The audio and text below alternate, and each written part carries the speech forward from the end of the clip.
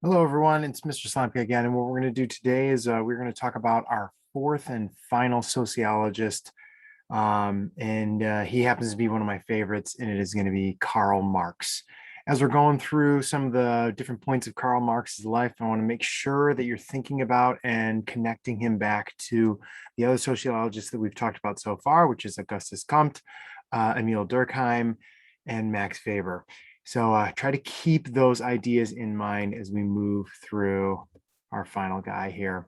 Here's Karl right here, once again, trying to find you the craziest pictures it possibly can. And once again, coming at you with another famous bearded guy. Karl is a little unkempt, so let's see if we can get used to it. We're going to start off with our cartoon. Karl Marx is not necessarily a father of sociology. He is a very famous sociologist and he was definitely influential, but he is oftentimes known as the father of communism. And so our meme right here says communist jokes are only funny if everyone gets them. And if you understand that joke, that's awesome for you. And if you don't, hopefully you will by the time this presentation is all over. So keep that one in mind. We'll revisit it again at the end as well. All right, place and time. So as usual, I want to talk about when and where Karl was brought into this world. So Karl was brought in a location that was Prussia/Germany, very similar to what happened with Max Weber. So it's a very kind of tumultuous location that isn't really either, but is kind of both, depending on whatever day that you're talking about. Also, he was born in 1818, which puts him into this world and a little bit older than Max Weber and Emile Durkheim were. So Emile Durkheim being our most influential, first kind of very big professional sociologist, would have been aware of Karl Marx and understood him because Karl had already established himself before Durkheim was around. And same thing with Max Weber. In the Max Weber presentation, we were kept on, there was a couple of hints towards Karl Marx, and that's because he was aware of him because Karl Marx was a little bit of a generation ahead of him. As usual, and to carry our theme throughout all of our famous sociologists, Karl comes from a very wealthy family, which has lots of benefits that Karl definitely took advantage of. So now a little bit of an interesting piece and the same type of thing that we've seen before. His mother and father come from wealthy Jewish families. And the interesting thing about this, and the part that is going to kind of tie into all of our other sociologists, is that the Marx family had to convert from Judaism to Christianity. And they did that in order for Karl's father to preserve his law practice and continue to be a lawyer so he could continue to make money and provide for his family. At that point where they were living, Judaism, being Jewish, was not a favorable thing. Jewish people were losing their rights, and it was the kind of start of what would later become the World War II and the fascist Nazi party. So the Marx family converted to Christianity. It might be kind of argued that it was kind of a face value thing, that it was not something that they necessarily believed strongly in, but they wanted to present themselves as a member of the society that they were in, and they wanted to preserve their livelihood. And so it was kind of something that they had to do rather than maybe something that you wanted to do. But that was a long time ago, and we might not know for sure. After that, Karl moved to Paris. And then that's going to be another connection back to Augustus Comte, who was part of the French Revolution. And Karl was definitely influenced by that. He also lived in Brussels. And then for a time, he lived in London. And that's actually when Karl kind of put out some of his most famous works. He was living as an exile in London. He was a political exile. And that was an interesting place to be because, as we've seen before, the United Kingdom was kind of the hotbed of the Industrial Revolution. So he's experienced quite a few different revolutions in his time, which puts him in that same boat as all of our other famous sociologists that we've got. Okay, so here is that spot that we've talked about with Max Weber and with Karl Marx at the same time. So the Rhineland region, which we have our arrow pointing to right there, you can see it says Rhine province.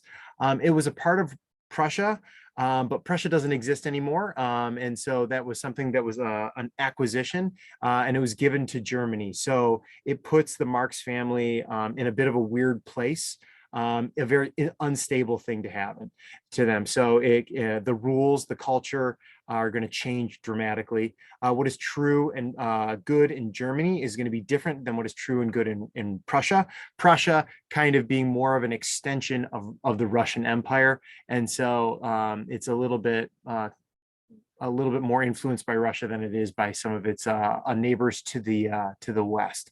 And so that change right there was a big one for the region and all the people that live there, including the Marx family. Okay, so as we've talked about, Karl comes from a very wealthy family, which means he was able to be educated. He was not a fantastic student, but he studied some of the same things that we saw that Durkheim studied and Weber studied. He couldn't find sociology. It didn't exist. And so he had to settle for other ideas, and he found them in a number of different places. Philosophy was important to him, which is a study that's closely related to sociology, just like economics, politics, and anthropology. And then he also studied law. Law was important. That one's very similar to Weber, because Weber was actually going to become a lawyer, and then he worked very hard to avoid it. Same kind of thing was happening here with Marx.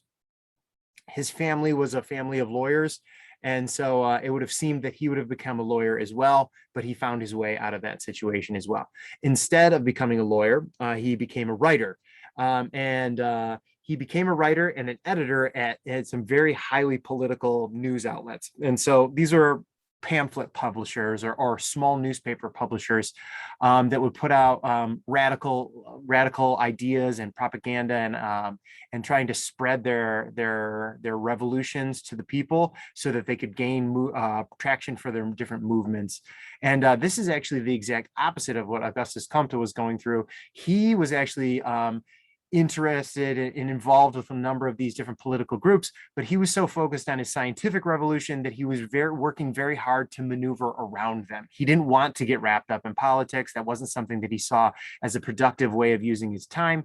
He just saw it as being destructive or toxic, or fleeting.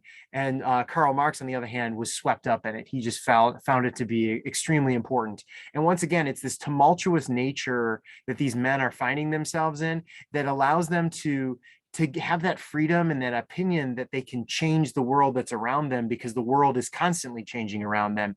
And because of that, they feel like they're a part of it, and that they're going to come up with these big, great ideas. So they're kind of like a product of their time and their place. And Karl was definitely a part of that. He had some very, very big ideas, some very revolutionary ideas.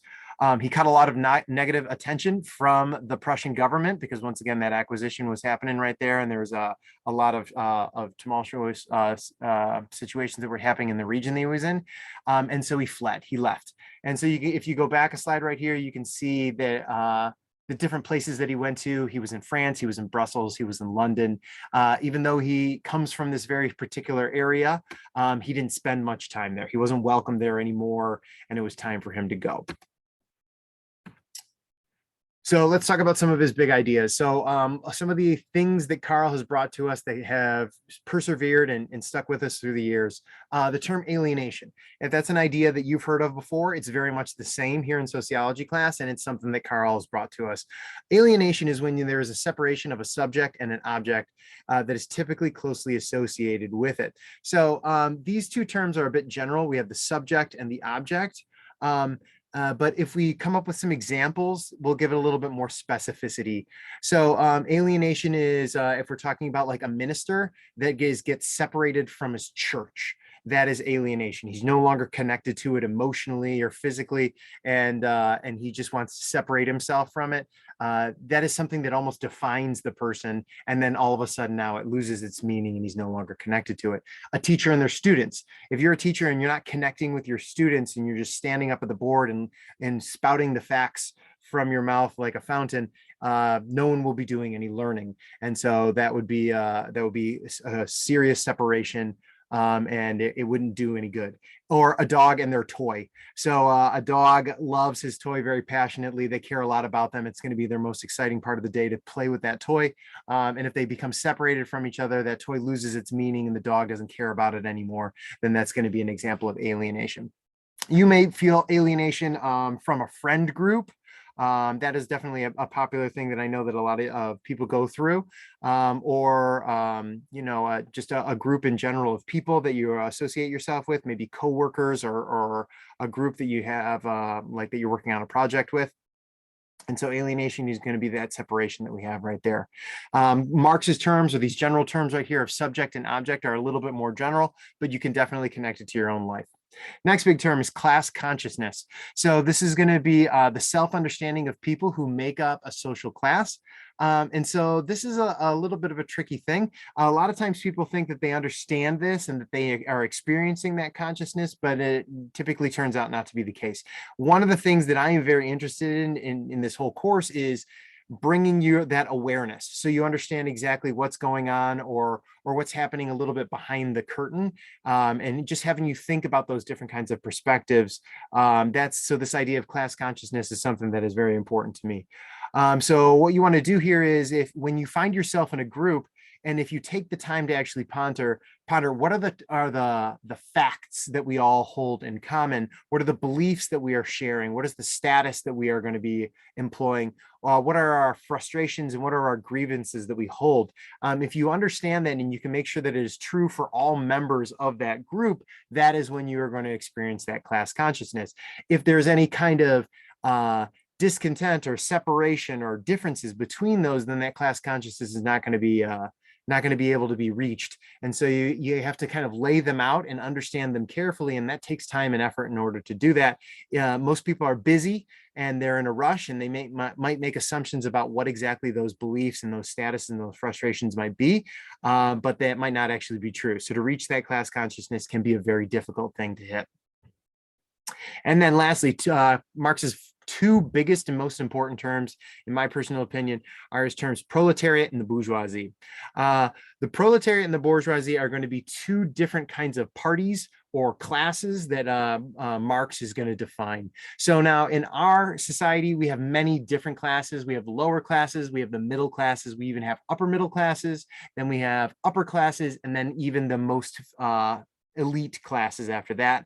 And then we have parties as well. We have Democrats, we have Republicans, we have centrists, we have liberals, we have conservatives. There's lots and lots of different kinds of parties. Marx wanted to boil it down as much as he could. And so when he was looking at the world that was around him and all of the revolutions that were taking place, and capitalism taking over, and factories becoming the new norm, the things that he saw in the world were two classes, the proletariat and the bourgeoisie.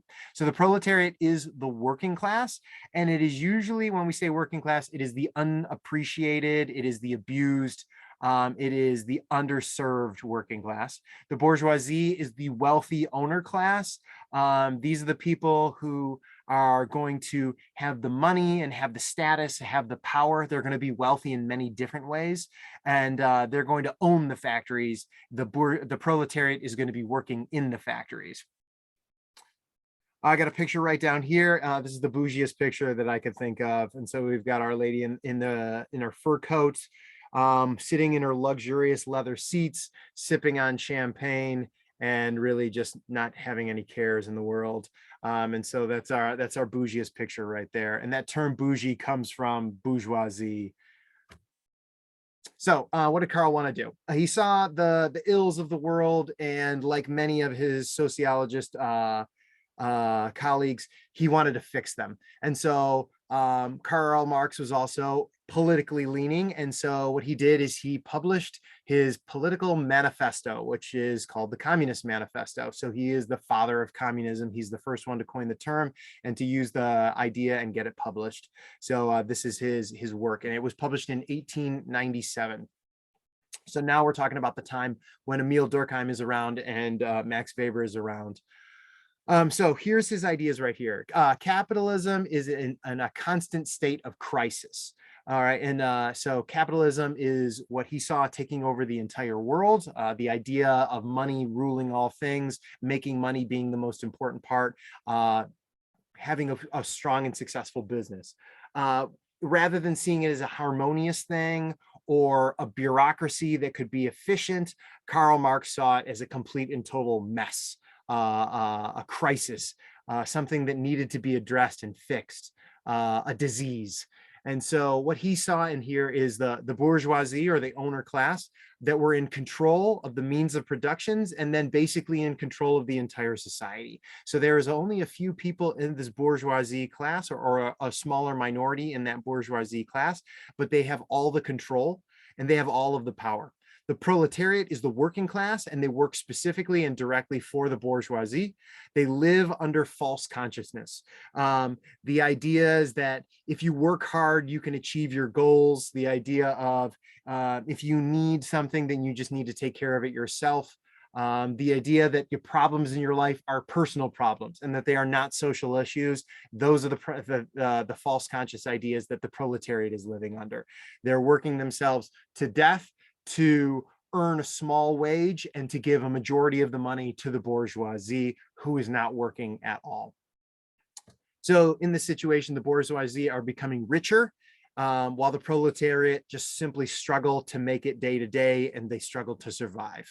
The proletariat's experience increases levels of alienation. So as this goes on, there will just be a tipping point where you can't be involved with it anymore. You can only be hungry to reach those goals, but to never actually get to those end results for so long before you get burned out. And so this idea of alienation is going to occur when the proletariat is completely burned out.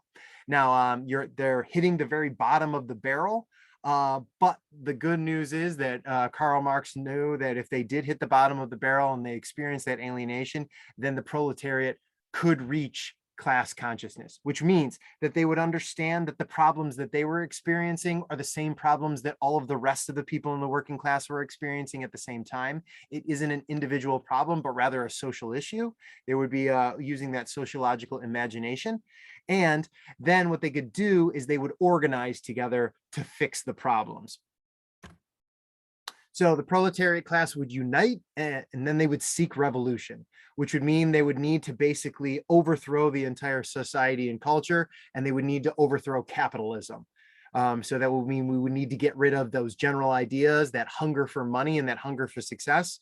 It would all need to go away, and that revolution would bring that on. A new society would be created where everyone would be an owner, and they would be a worker at the exact same time. And Marx viewed this new society as a utopia, that it would be the most perfect society in the world because everybody would have an even stake and everybody would be on an even keel. There would be no one who would be better that could perform the alienation, and there would be no one that would be worse that could become alienated anymore. And so he saw it as this wonderful idea that everyone should strive towards, and that we could achieve that by simply removing the very small minority, which is the bourgeoisie, or at least bringing them down to the same level as the proletariat, while bringing the proletariat up a level as well.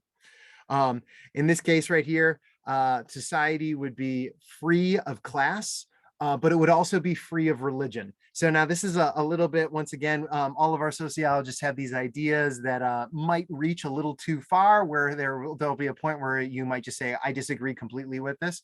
And we may have hit that point already with this whole communist utopia idea, but also a lot of people are going to hit that point right here. Marx believed that religion was an ill or a problem in society, and that it needed to be removed.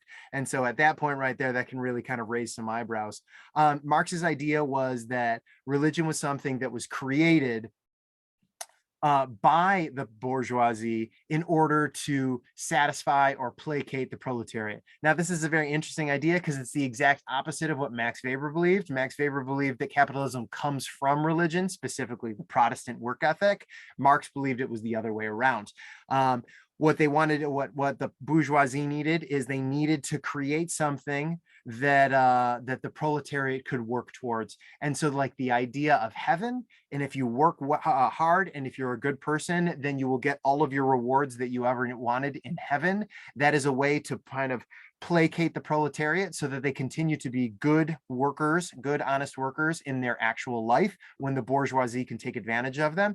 And then the promise of a beautiful afterlife where they can relax and enjoy all of the benefits after the bourgeoisie is all done with them. And so Marx believed that religion would be a terrible thing, and he wanted to wipe it off the face of the earth. There's a famous quote that he says that religion is the opiate of the people. Opiate, they're referring to opium as if it's a drug that will calm you down down and mellow you out so that you can continue to just go to work every day and suffer through work every day, even though you don't have any love or passion for it, because it's a complete squash on your creativity. To continue on here with our Communist Manifesto, the society succeeds as a whole or it fails as a whole. So once again, this is this communist utopia that Karl Marx is talking about right here. So if everyone works together, if we all link arms and push forward together, then we'll find success. But if there are any weak links in that chain, if there's anybody who's going to try to take advantage of the situation or leverage their own particular individualism in order to kind of get around work, then the society is going to fail. So we all work together or the whole thing fails. You're only as strong as your weakest link in the chain. And so Marx was only interested in strong links. And he needed everybody to be on board. And that's the only way that communism is going to work. This manifesto emphasizes the formative influences of economics on the social life. So once again, we've got this kind of relationship right here. We've got society, and then we've also got economics, and we've got politics all kind of living together in this slurry, and it's hard to separate them out from one another. You can't kind of keep them separate. They all belong together. They all end up working in their interdependent on one another, which is something we had talked about with Weber as well. Okay, so now communism is what Marx is best known for, but it's not something that I am interested in focusing on because it is very much his political views. So that kind of gives you a framework of where he's coming from. But if we wanted to take that a little bit further in the sociological direction, that's going to lead us to conflict theory. So conflict theory is the reason that I celebrate Marx, which is different from communism, but definitely a cousin of communism. So conflict theory is his sociological theory, and it works a little bit better because it isn't giant revolutions and overthrowing capitalism. And so you can see the situations play out in your own life, and you probably have seen them before. I also really like the name because it makes a lot of sense. I don't know if you remember Durkheim's theory, but it was structural functionalism. That one is a little bit harder to kind of nail down, but conflict theory is very much clear. It's a theory and it's about conflict. So let's break that down. In general, like we were talking about before, we were talking about how capitalism is in a constant state of crisis. If we wanted to take that in a different direction, what we can say right here is society is at war. So every portion of society, every concept in society is going to be at war. So there are two opposing forces here, and rather than trying to work together, typically those forces are going to be in direct conflict of one another, pushing against in two different directions. Let's take that a little bit further. All aspects of society are defined by access to resources. So you either have access to a resource or you don't have access to a resource. You're denied that access. Now, these resources, this is another very general term, like we saw with alienation. And so when we're talking about the resources, we're talking about anything that can be desirable, like money, food, electricity, medicine, power, status, which is a lot less concrete and physical, and just products in general. So all of these are resources that you can reach out for. So the two groups that are generally in conflict, that are at war, are the groups that have the access to those resources, and then the groups that don't have access to those resources. You could call them the proletariat and the bourgeoisie, but that's a little bit more economic. This is just a little bit more general as the haves and the have-nots. Those who have access would prefer to keep it, and will do whatever is necessary in order to maintain that privilege and access to the resources that they have. And those who do not have access to the resources are desperate to gain access and would fight in order to gain what they have and what they feel that they're entitled to. So now that right there, if you're reading those and you can align yourself more with one than the other, I totally understand. But as we've talked about many times before, my job and the thing that I'm hoping that you're going to become successful at is that you can view every situation from both of those perspectives, from the perspective of the haves and the perspectives of the have-nots. To give you an example of that, if you've ever seen one of those commercials on cable TV where they talk about, for the price of a cup of coffee a day, you could feed a child for their whole their breakfast, their lunch, and their dinner. For a very small $5 fee, you can feed them for a whole day. So you should donate. All right, so that idea seems really awesome. In that case right here, if you're watching the cable TV show, you are amongst the haves. And if you are on the receiving end of that $5 and the food that it can buy, then you're a member of the have-nots. So now in that situation, you're being generous, which is a great thing. But the idea here is that if they said that give us a call, and not that you had to donate your money, but rather if you give us a call and we'll come to your house and we'll just take the food out of your house and then we'll give it to these other people, that would feel differently than if they just said, give us a little bit of money and we'll just go get them the food. If you are if you have access to the resources, it makes a lot of sense that what you could do is you could say, well, I have what I have already and I would like to keep it. And if we could just get a little bit more for everyone else, that would be great. But in conflict theory, it is very much like a zero-sum game, which means there is a limited amount of each of these things. And that means that if somebody else is going to get more, then you have to get less. And so that situation right there feels uncomfortable. If you already have something and you're used to it, you wouldn't want to give up part of it. You would rather just hold on to it. On the other hand, the have-nots, they are so very desperate to get a hold of those things. The kids on the other side of that commercial need food. It's not something that we think about regularly, but that is probably something that consumes them throughout a majority of their day. How can I get another meal? How can I make sure that I have food saved up so for tomorrow I can eat a meal? All of those ideas can be very, very, very important to them and critical because they don't have the access the same way that we do. So both of those opinions have merit. They're both valid, but they are definitely in complete and stark opposition of one another. And so that fight is always going to be there. It might not be as clear, but it is always going to be within existence. And if we can dive deep enough to find that fight, that's us being good sociologists. Here's a couple of examples of it. So right here, what we've got is we've got a couple of news articles that came out last year, and it says these are about the World Health Organization. So it says the WHO chief urges a halt to booster shots for the rest of the year. And so now that right there might be a surprising thing for you. If you're thinking to yourself, booster shots are good, why would anybody want to halt booster shots? That seems like a poor idea. And that's where our second headline right here comes into play. No country can boost its way out of the pandemic. And so what's happening here is that wealthy countries like the United States or European countries that are members of the European Union or the UK, they have the ability to buy as many vaccines as they need. And what they do is they make exclusive deals with the vaccine producers like Moderna and Pfizer to get a hold of those vaccines as early as possible to ensure that the shipments are going to be going to the United States and not going to the continent of Africa or other third or second world countries. Now, in this situation right here, it makes a lot of sense. You want to get as many of your citizens vaccinated as possible, but at the exact same time, this is not a country by country disease. It's a disease that is covering the entire globe. And as we just recently saw, a new variant is going to pop up in areas where vaccination rates are low. So in Southern Africa, the vaccination rates were very low, and a variant was able to populate and become dominant there, and then it immediately spread all around the world. So it didn't really matter how vaccinated one particular country was, because that new variant was just going to breed within the places that had that deficit of vaccines, and then it was just going to find its way to you anyways. So getting those boosters are not as important as getting those initial vaccines out to everyone. And this is true for something that is anything. So if we're talking about food or any type of resource that is available, it is going to be true. The best way to deal with that is to get it spread evenly.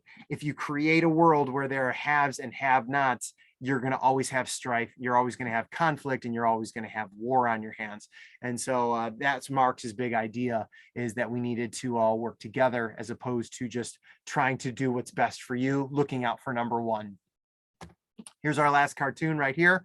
So we can see Marx right there. He's got his Das Kapital edition right there in his hands, and he is beating up the poor bourgeoisie. He's got the class conscious proletariat back there. They are striking against the proletariat and bringing on the revolution in a nonviolent way. So we've got some signs that say strike, people before profits, and workers solidarity right there, because they're all working together.